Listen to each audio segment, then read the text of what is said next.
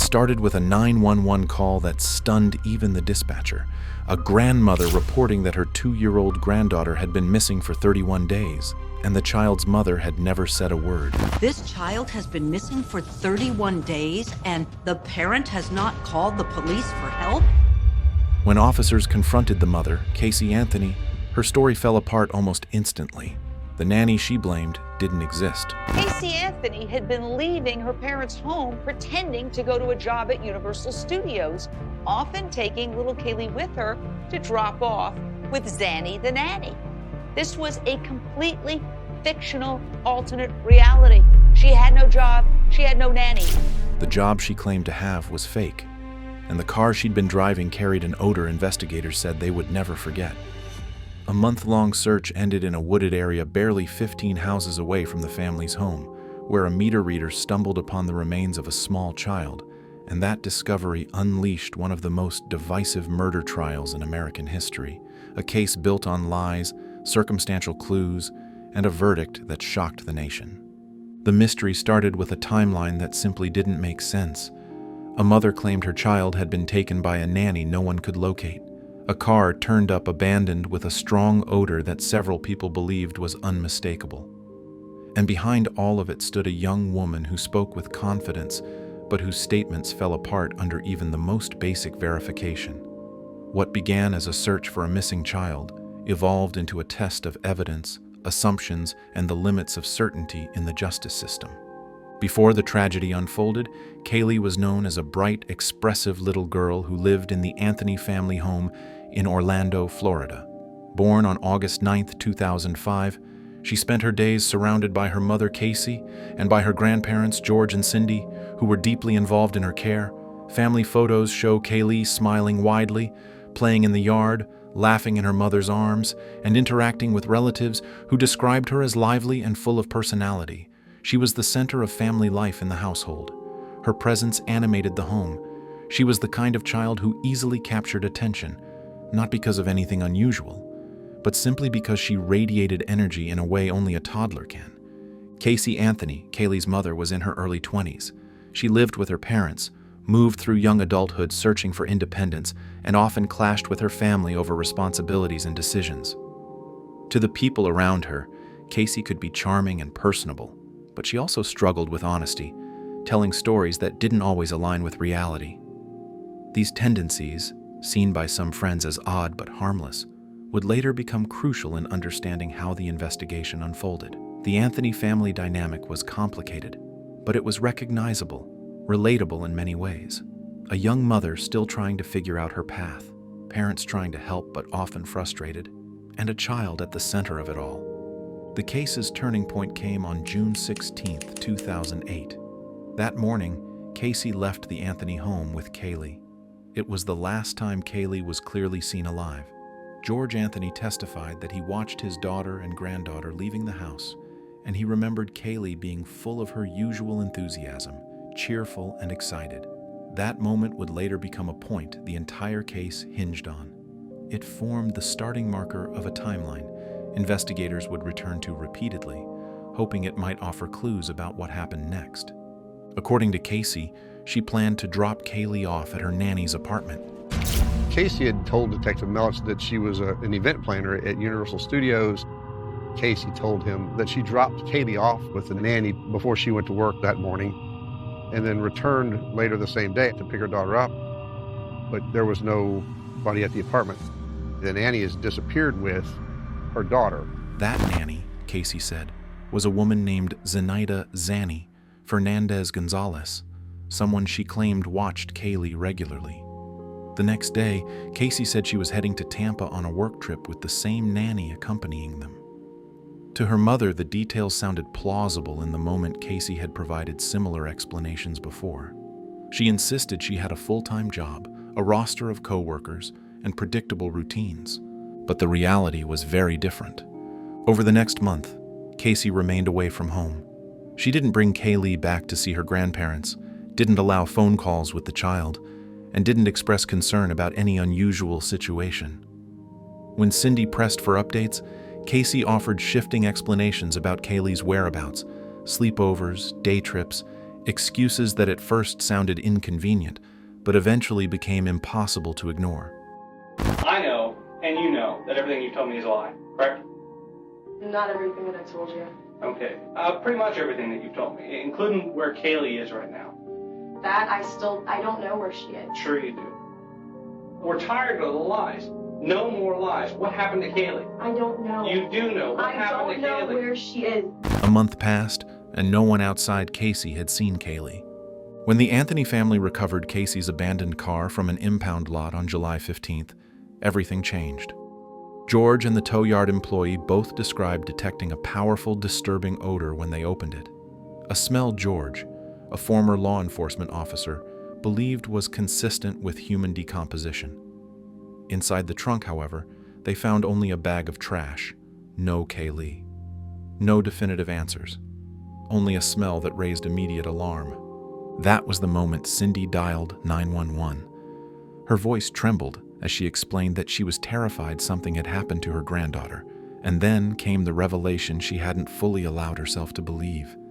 She had not seen Caylee in 31 days. Investigators quickly realized the situation was far more complex than a missing child case based on a misunderstanding or communication gap. When they questioned Casey the same night, her explanations unraveled almost immediately. She repeated that the nanny, Zenaida Fernandez-Gonzalez, had taken Caylee. But when officers checked the apartment Casey had described, it had been vacant for months. There was no record that the woman Casey named had ever lived there. The employer she claimed to work for had no record of her employment, and when detectives accompanied her to the office building she insisted was hers at Universal Studios, she led them down several hallways before finally admitting she didn't actually work there at all. Her statements to investigators became the basis for several of the false information charges she would later face. To the detectives, Casey's stories weren't just inconsistent. They appeared constructed, improvised, shaped, moment to moment, depending on what she believed they already knew. This approach set the tone for the rest of the investigation. Despite the inconsistencies, the hope of finding Caylee alive guided the early efforts. Search teams organized through professional groups, volunteer networks, and community support. The case gained rapid national attention, with media outlets covering each development. Family interviews on morning news programs added emotional weight, particularly as Cindy and George insisted they believed Caylee was still out there somewhere. They clung to the idea that she was alive and that Casey's story, even with all its contradictions, might hold a piece of truth investigators hadn't yet uncovered. But behind the scenes, evidence pointed toward a much darker reality. Between August 11th and 13th, a meter reader named Roy Kronk contacted the sheriff's office multiple times to report something suspicious in a wooded area not far from the Anthony home. He believed he had seen a skull and a bag. Officers responded, but initially found nothing in the brush. For months afterward, the location remained a point of concern for Kronk, who couldn't shake what he thought he'd seen. On December 11th, he returned to the same spot. This time, what he found was unequivocal. In the wooded area off Suburban Drive, inside a trash bag, were skeletal remains belonging to a small child. Over the next days, more bones were recovered nearby. DNA tests would soon confirm what the investigators already feared. The remains belonged to Caylee Marie Anthony. Her loss devastated the community that had hoped for a miracle, and it changed the investigation from a search into a homicide case. The medical examiner ruled the death a homicide, but listed the cause as undetermined. The condition of the remains, after months of exposure to weather, animals, and the environment, made it impossible to determine exactly how Caylee died. However, duct tape was found with the remains, positioned in a way that became a central point of debate during the trial. In October 2008, months before the remains were found, Casey had already been indicted on charges of first-degree murder, aggravated child abuse, aggravated manslaughter of a child, and providing false information to law enforcement. She pleaded not guilty. When the remains were formally identified as Caylee's, the emotional tone of the case deepened, and public anger intensified. News outlets covered every moment, and commentators expressed strong opinions about Casey's guilt. The trial officially began in May 2011, nearly 3 years after Caylee's disappearance. 12 jurors and 5 alternates were selected from outside Orlando due to the extensive media coverage that had saturated the region.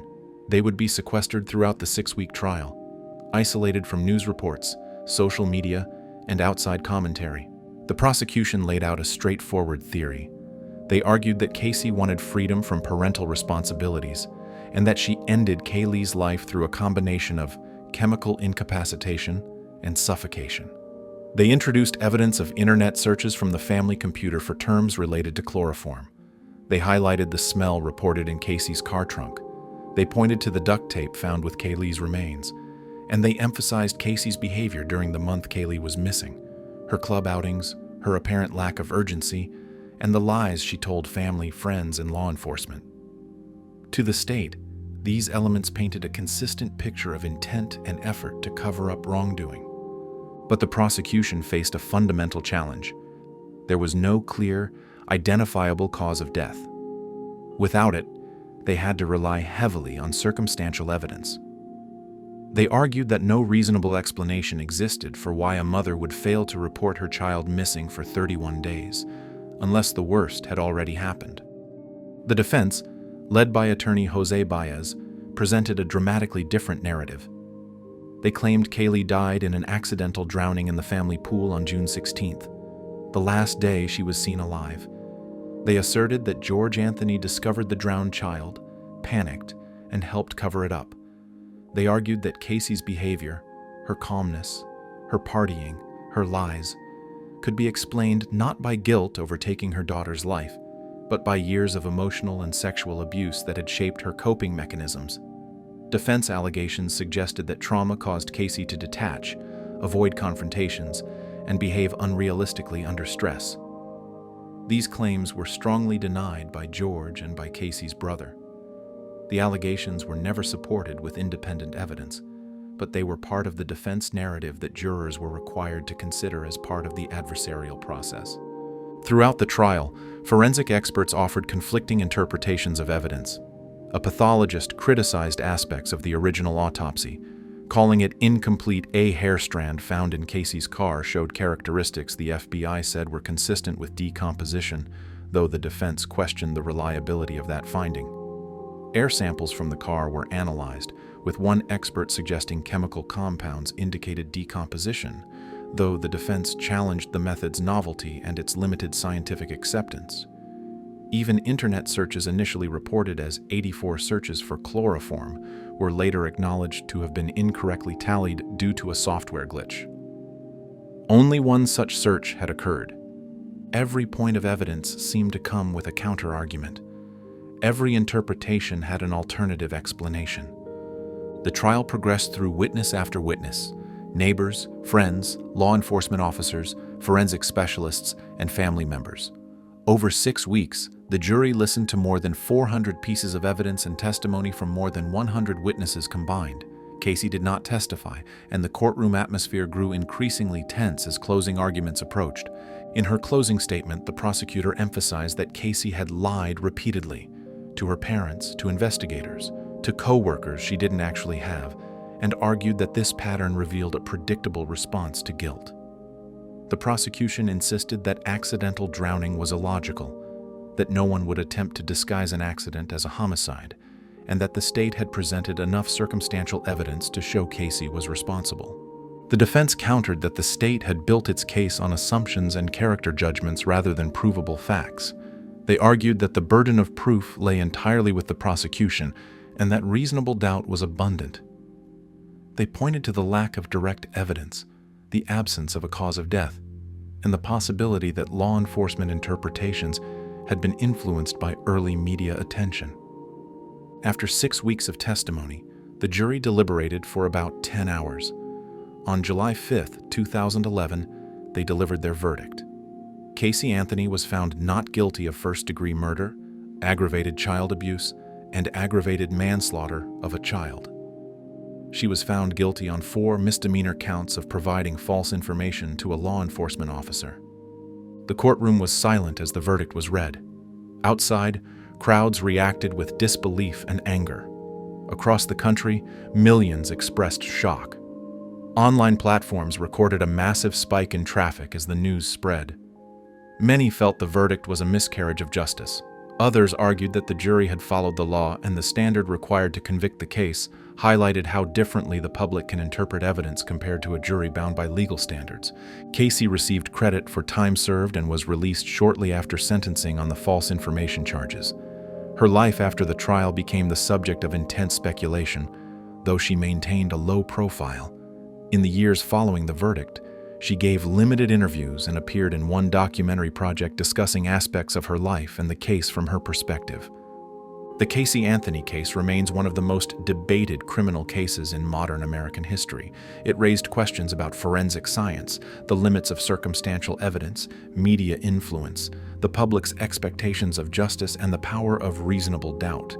It inspired new discussions about parental responsibility, emergency reporting laws, and the challenges investigators face when evidence is incomplete or compromised by time. At its core, though, the heart of the case is a child, Caylee Marie Anthony, a little girl whose brief life touched millions. Her memory continues to evoke grief, frustration, and reflection. No verdict, no debate, no legal argument can erase the loss of a child whose future was cut short. And no matter how divided opinions remain, the story forces us to confront the uncomfortable truth that some cases end without every question answered. In the end, the mystery of what happened between June 16th and the discovery of Caylee's remains may never be fully resolved. What remains is a reminder of the fragility of truth, the complexity of human behavior, and the profound impact a single moment can have on an entire nation. The case challenged investigators, divided the public, and exposed the limits of certainty in the justice system. But above all, it left behind a lasting legacy, a collective desire to remember Caylee, to understand what happened as best we can, and to carry forward the lessons learned from a case that captured the attention of the world.